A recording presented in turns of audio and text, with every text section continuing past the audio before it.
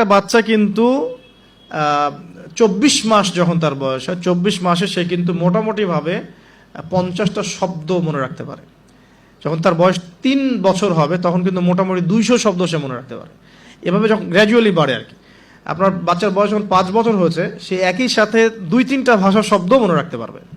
ঠিক আছে, 5 বছর বয়সে বা 6 বছর বয়সে একটা বাচ্চা কিন্তু প্রায় 1500 থেকে 2000, কোনো কোনো ক্ষেত্রে 2500 শব্দ পর্যন্ত তার মাথায় মেমোরাইজ করতে পারে। ছোটবেলায় এখন আমরা ওই সময়টাতে কি করছি? আমরা ওই সময় বাচ্চা কাচ্চাগুলোকে শেখাই হাট্টিমা টিম শেখাই, ওই যে মাঠে পারে ডিম শেখায়, Jack and Jill, went up the hill, এগুলো শেখাই, হামটি টামটি স্যাটার্ন ওয়াল, এগুলো শেখাই। এগুলো শিখে ওদের মাথার যে কি বলবো, যে উর্বর যে একটা মস্তিষ্ক আমরা নষ্ট করে ফেলি আর কি। ইভেন মারা বাচ্চাদেরকে ঘুম পাড়ায়, হিন্দি সং বলে ঘুম পাড়াচ্ছে, হ্যাঁ, হয়তো যে খোকা ঘুমালো, পাড়া জুড়ালো, বর্গি এলো দেশে, এগুলো বলে ঘুম পাড়াচ্ছে। এখানে সূরা পড়ে আপনি ঘুম পাড়াতে পারতেন। আপনি এখানে কিন্তু কি বলবো, কোরআন তেলাওয়াত করতে করতে ঘুম পাড়াতে পারতেন, বা ইসলামিক যদি কিছু বলতেই হতো ইসলামিক কোনো নাশিদ বলে ঘুম পাড়াতে পারতেন। সব জায়গায় লক্ষ্য করতে হবে বাচ্চার কানে আমি কি দিচ্ছি। বাচ্চা হয়তো বলতে পারছে না কথা, তখন কিন্তু বাচ্চা শুনতে পারে, বাচ্চা বুঝতে পারে। বাচ্চা আপনাকে দেখে, পরিচিত ফেস দেখে বাচ্চা হাসে কেন? কারণ সে বুঝতে পারে, সে চিনতে পারে যে হ্যাঁ তিনি আমার কাছের কেউ। মাকে কেমন করে বাচ্চা চেনে? কিভাবে মায়ের গায়ের গন্ধে বাচ্চার কান্না থেমে যায়? এগুলো কি আল্লাহ পাকের আধ্যাত্মিকত্ব, মারিফত নয়, পরিচয় নয়? তো এগুলো খেয়াল রাখতে হবে। মায়েরা যখন বাচ্চাকে প্রতিপালন করবেন, ব্রেস্ট ফিডিংয়ের আগে বিসমিল্লাহ বলতে হবে। সে তো বিসমিল্লাহ বলতে পারছে না, আপনাকে বিসমিল্লাহ বলতে হবে। হ্যাঁ, তাকে ঘুম পাড়াবেন ইসলামিক নাশিদের মধ্য দিয়ে, অথবা সূরা তেলাওয়াতের মধ্য দিয়ে, কেরাতের মধ্য দিয়ে, সূরা ইখলাস পড়ে ঘুম পাড়াবেন। তাকে ঝাড়ফুঁক করবেন, তার গায়ের মধ্যে এত কিছু বেঁধে না দিয়ে তাকে সকাল সন্ধ্যা ঝাড়ফুঁক করবেন। এবং কয়েকটা দোয়া আপনি কন্টিনিউয়াসলি করবেন। আমি বলে দিই দোয়াগুলা। একটা সূরা আলী ইমরানের মধ্যে আছে, সূরা প্রথম দিকে আছে। সূরা আলী ইমরানের শুরুতে একটা দোয়া আছে যে রব্বি ইন্নী নাযারতু লাকা মা ফি বাতনি মুহাররারান ফাতাকাব্বাল মিন্নী ইন্নাকা আনতাস সামিউল আলিম। এটা একটা দোয়া। আর একটা, এটাও সূরা আলী ইমরানে আছে প্রথম দিকেই, যে রব্বি হাবলি মিন লাদুনকা যুররিয়াতান তাইয়্যিবা ইন্নাকা সামিউদ দুআ। এটাও একটা দোয়া আছে সূরা আলী ইমরানের প্রথম দিকে। সূরা ফুরকানের 74 নম্বর আয়াতে একটা দোয়া আছে, রব্বানা হাব লানা মিন আজওয়াজিনা ওয়া যুররিয়াতিনা কুররাতা আ'ইউন ওয়াজআলনা লিল মুত্তাকিনা ইমামা। এগুলো আপনি করবেন। আর বাচ্চাকে কি করবেন? ইমাম হাসান এবং হুসাইন রাদিয়াল্লাহু আনহুমাকে রাসূল সাল্লাল্লাহু আলাইহি ওয়াসাল্লাম যা করতেন, ইমাম হাসান হুসাইন রাদিয়াল্লাহু আনহুমাকে নিয়ে আসলে রাসূল সাল্লাল্লাহু আলাইহি ওয়াসাল্লাম বলতেন যে উঈযুকুমা। দুজন ছিলেন, এজন্য বলতেন উঈযুকুমা। যদি একজন হয় এবং সে যদি ছেলে বাচ্চা হয় তাহলে আপনি বলবেন উঈযুকা। আর যদি একজন মেয়ে বাচ্চা হয় তাহলে বলবেন উঈযুকি। আমি কি বুঝাতে পারছি? একজন মেয়ে বাচ্চা হলে উঈযুকি, একজন ছেলে হলে উঈযুকা, আর দুজন হলে বলবেন উঈযুকুমা। তো উঈযুকা দিয়ে শুরু করলাম। তো উঈযুকা বিকালিমাতিল্লাহি তাম্মা মিন কুল্লি শাইতানিন ওয়া হাম্মা ওয়া মিন কুল্লি আইনিন লাম্মা। এই দোয়াগুলো পড়ে বাচ্চাকে ঝাড়ফুঁক করতে হয়। বদ নজর লাগতে পারে, চোখের নজর লাগতে পারে। তো এই দোয়াগুলো করা, পাশাপাশি সূরা ফালাক, নাস, ইখলাস এগুলো পড়ে ঝাড়ফুঁক করা, সূরা ফাতিহা পড়ে ঝাড়ফুঁক করা, বাচ্চা ভালো থাকবে ইনশাআল্লাহ। বাচ্চাকে যে ঘরে রাখবেন সেখানে কোনো প্রকার ছবি মূর্তি রাখবেন না। বাচ্চা রাত্রেবেলা ভয় পেয়ে কাঁদতে পারে, এগুলো করতে যাবেন না। ফিডিংটা ভালো দিবেন, ব্রেস্ট ফিডিং চেষ্টা করবেন। যদি কোনো কারণে মায়েদের কোনো প্রবলেম থাকে সেটা ডিফারেন্ট ইস্যুস, তবে ব্রেস্ট ফিডিংটাই চেষ্টা করবেন। এতে মায়ের সাথে বাচ্চার একটা অন্তরঙ্গ সম্পর্ক তৈরি হবে, এটা বাচ্চার হক। এবার বাচ্চা যখন বড় হচ্ছে ওকে আজে বাজে কিছু শেখাবেন না। আস্তে আস্তে কথা বলা শিখবে, পরিবেশ পরিস্থিতি বোঝা শিখবে। তাকে সময় দিবেন, এক নাম্বার তাকে সময় দিবেন, তার সাথে গল্প গুজব করবেন, তাকে নিয়ে ঘুরবেন, তার সাথে খেলবেন, হ্যাঁ, তাকে আনন্দ দিবেন। আপনি আপনার টাইমের একটা অংশ তার জন্য ফিক্স রাখবেন, যে বাচ্চার জন্য ফিক্স রাখবেন। আর সব দায়িত্ব শুধু মায়ের উপর ছেড়ে দিবেন না, পুরুষের উপর অনেক দায়িত্ব আছে। এবং গ্র্যাজুয়ালি সে বড় হবে। পিতার সময় পিতার হকটা যেন পিতার থেকে পায়, মায়ের হকটা মায়ের থেকে পায়। এবার শিক্ষার কথা আসবে। ওকে এমন জায়গায় পড়াবেন না যেখানে পড়ালে তার কচি আত্মাটা নষ্ট হয়ে যায়। ফার্স্ট অফ অল পরিবারের পরিবেশ ঠিক করলাম। এখন ওকে যদি বাইরে পাঠাচ্ছি, আমি বাইরে এখন কোথায় পাঠাচ্ছি? আমি তাকে বাইরে যদি এমন জায়গায় পাঠাই যেখানে গেলে তার কচি আত্মাটা নষ্ট হয়ে যাবে, সে সেক্সুয়াল হ্যারাসমেন্টের শিকার হবে, সে ফ্রি মিক্সিং শিখবে, সে হামটি ডামটির এসব শিখবে, অন ইসলামিক কালচারে অভ্যস্ত হবে। হ্যাঁ, এমন হয়ে যাবে আমার বাচ্চা লাইলাতুল কদর চিনে না, 31st নাইট চিনে, তারপর তো সমস্যা। তাহলে ওকে আমাকে পড়াশোনার ক্ষেত্রে এমন এনভায়রনমেন্ট দিতে হবে যে এনভায়রনমেন্টটাতে সে দুনিয়ার জ্ঞানগুলো অর্জন করতে পারে, পাশাপাশি পরকালীন জ্ঞান অর্জন করতে পারে। আল্লাহকে চেনে, রাসূলকে চেনে, কোরআনকে চেনে, হাদিস সুন্নাহ এগুলো যেন চেনে এবং জানে। এই জন্য ইনস্টিটিউশন কোথায়, প্রশ্ন হচ্ছে এটা। এখন যদি থাকে আলহামদুলিল্লাহ, খুব ভালো। যদি না থাকে, আমাদের পরবর্তী প্রজন্মকে বাঁচানোর স্বার্থে হলেও আমাদেরকে এরকম প্রতিষ্ঠান গড়ে তুলতে হবে। কারণ যেগুলো আছে সেগুলোকে আপনি চেঞ্জ করতে পারছেন না। যদি মাদ্রাসা দিয়ে দেন, ম্যাক্সিমাম মাদ্রাসা একমুখী শিক্ষা দিয়ে দিচ্ছে, কম্বাইন্ড এডুকেশন এখানে খুব একটা পাওয়া যাচ্ছে না। যেটা পাওয়া যায় সেটা প্রয়োজনের তুলনায় নিতান্তই কম। যারা ওয়ার্ল্ড ডিল করেন তারা বুঝতে পারবেন। আবার সেকুলার জায়গায় দিয়ে দিলে কি হবে, সে তো ইসলাম থেকে টোটালি ডিটাচড হয়ে গেল আর কি।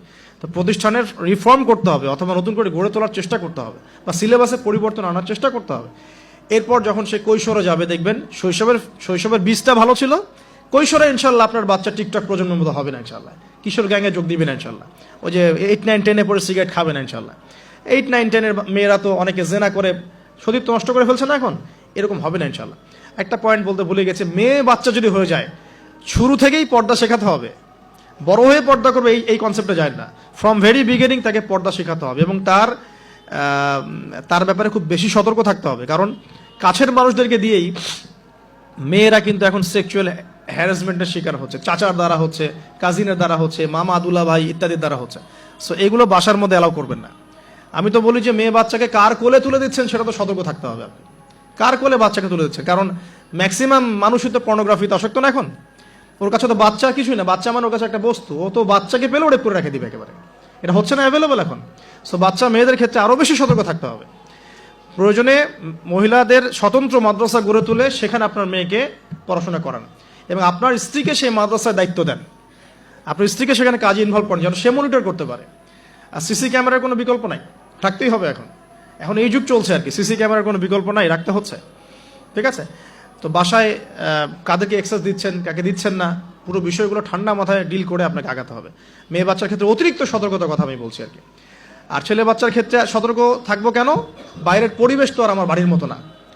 বাইরের পরিবেশে গিয়ে যখন দেখবে যে মিথ্যা বলে কিছু আছে, প্রতারণা বলে কিছু আছে, ওকে কেউ ধমক দিচ্ছে, কেউ তাকে সেক্সুয়ালি টাচ করছে, ব্যাড টাচ গুড টাচ, ও বোঝার ক্ষমতা কিন্তু ওর আছে কোনটা ব্যাড টাচ কোনটা গুড টাচ। এখন ও তো ভিতর থেকে ডিস্ট্রয়েড হয়ে যাবে। তখন কি হবে, এখানে সলিউশনটা কি হতে পারে, আপনাকে অ্যাজ এ ফ্রেন্ড জগৎটা তাকে বুঝাতে হবে যে বাবা মা আসলে জগতে ভালো মানুষও আছে, পচা মানুষও কিন্তু আছে। ভালো কাজ যেমন আমরা যেমন নামাজ পড়ি, আমরা যেমন এইগুলো ভালো কাজ করি, পচা কাজও মানুষ করে, মানুষ কিন্তু এই করে। বাচ্চা কিন্তু প্রশ্ন করবে, বাবা এটা কেন, ওটা কেন, আব্বু এটা কেন, ওইটা কেন, সব প্রশ্নের উত্তর আপনাকে দিতে হবে। সব প্রশ্নের উত্তর দেওয়ার মতো আপনার ধৈর্য থাকতে হবে। কারণ আপনার ডিউটিটা কিন্তু বাইরে শেষ না, জব সেক্টরে ডিউটি শেষ না, বাসায় ঢুকবেন ডিউটি শুরু হবে, বাসায় ঢোকার পর ডিউটি শুরু হবে। মেয়ে প্রশ্ন করবে, মেয়েকে নিয়ে ঘুরবেন, কথা বলবেন, তাকে জগৎ চিনাবেন। হ্যাঁ, আমার মেয়ে আমাকে বলছিল যে বাবা আমরা যে এরকম করে কাপড় পরি, ওই মেয়েগুলো যে কাপড় পরে নাই, কি অ্যান্সার দিব আমি? তো বললাম যে আম্মু আসলে তাদের বাবা মা মনে হয় তাদেরকে এভাবে শিখায় নাই, আমরা যেমন তোমাদেরকে শিখাইছি তাদের বাবা মা শিখায় নাই। ও মসজিদে যেতে খুব পছন্দ করে, তো মসজিদে যখনই যাই নিয়ে যান, আপনারাও নিয়ে যাবেন। আর আমাদের সমাজে তো মসজিদে নিয়ে গেলে ধমক দেয়, হ্যাঁ ডিস্টার্ব হয়। আর টার্কির মতো জায়গায় দেখবেন, টার্কিতে মসজিদে ঢুকলে চকলেট দেয়, গিফট দেয়। নববীতেও এখন নবী হারামেও ছেলেমেয়েরা দৌড়াদৌড়ি করে খেলে বেড়ায়, মানুষ নামাজ পড়ছে, কোনো সমস্যা নেই। নামাজ আমার এতই দুর্বল যে একটা বাচ্চার দৌড়াদৌড়িতে আমার নামাজ ছুটে যাবে? আশ্চর্য কথা। হাসান হোসেন রাদিয়াল্লাহু আনহু মসজিদে দৌড়াতেন, খেলতেন। রাসূল সাল্লাল্লাহু আলাইহি ওয়াসাল্লাম খুতবা থামিয়ে দিয়ে তাদেরকে কোলে নিয়ে এসে আবার খুতবা দিয়েছেন। সেজদা করতেন তিনি, পিঠের মধ্যে ইমাম হাসান ইমাম হোসেন রাদিয়াল্লাহু আনহুম তারা উঠে বসতেন, তিনি সেজদা লম্বা করতেন যাতে তাদের ডিস্টার্ব না হয় খেলাধুলা। যে প্রিয় ভাইরা, বাসার এনভায়রনমেন্টটা ঠিক করতে হবে, পাশাপাশি বাইরে যখন আমি পড়াবো আমাকে পড়ার উপযুক্ত এনভায়রনমেন্ট দিতে হবে। জগতের যে অপারগতা অসারতাগুলো আছে, মিথ্যা, প্রতারণা, হাবিজাবি, বেপরদামি, এগুলো ওদের সাথে ডিসকাস করে অ্যাজ এ ফ্রেন্ড আপনাকে এগুলো উত্তর দিতে হবে। তারপরে সে কৈশোরে গেলে ইনশাল্লাহ বিভ্রান্ত হবে না। তাকে ফিজিক্যালি শেষ করে দিয়ে 2 মিনিট তাকে ফিজিক্যালি স্ট্রং করার চেষ্টা করবেন। তার খাবার যেন মানে নিউট্রিয়াস খাবার সে পায় সেটা ইনশিওর করবেন। তার বাসায় যেন এডিকশনে না পড়ে, স্মার্টফোন, ল্যাপটপস, এই যে এইগুলো কার্টুনস, এগুলো এডিকশনে না পড়ে খেয়াল রাখবেন। ইসলামিক এনভায়রনমেন্ট তৈরি করেন, প্রয়োজনে ইসলামিক কার্টুনস দেখান, হ্যাঁ ইসলামিক কালচারে বড় করেন। পিতামাতার মধ্যে সম্পর্কটা যেন হৃদ্যতার ভালোবাসার থাকে, এটা খেয়াল রাখেন। কারণ এগুলো বাচ্চা ফলো করবে যে আপনি কীভাবে আপনি ওয়াইফের সাথে কথা বলেন, কীভাবে আপনি ডিল করেন। নামাজে গেলে বাচ্চাকে নিয়ে যান, ইসলামিক কনফারেন্সগুলোতে বাচ্চাকে নিয়ে আসবেন, মানে প্রতিটা ক্ষেত্রে ওকে ইনভলভ করতে হবে আর কি। এভাবে আস্তে আস্তে যখন সে দেখবেন টিনেজে চলে গেছে, তখন সে ভালো মন্দ নিজেই বোঝা শিখবে। এরপর ইনশাআল্লাহ তাআলা দেখবেন ওই বাচ্চা ছোটবেলায় দেখবেন তার হিপস কমপ্লিট হয়ে গেছে মাশাআল্লাহ, ভালো ইনস্টিটিউশনে পড়েছে, সে হাদিসের ইবারত পড়তে পারে, হাদিস বোঝে, বাংলা ইংরেজি অঙ্ক সায়েন্স সবই বোঝে, সে কিন্তু ডিনামাইট হবে ইনশাল্লাহ। তারপর তাকে লাইফের অ্যাম্বিশন শেখাতে হবে। তোমার লাইফের রিজিকের টেনশন তোমাকে করতে হবে না। তোমাকে আল্লাহ সৃষ্টি করেছেন আল্লাহর দাসত্ব করার জন্য, আল্লাহর জমিনে তার দিন প্রতিষ্ঠার জন্য। তোমার কাজ এখন আল্লাহর জমিন আল্লাহর দিনকে প্রচার প্রতিষ্ঠা করা। বাকি বিষয় আমরা দেখবো ইনশাল্লাহ।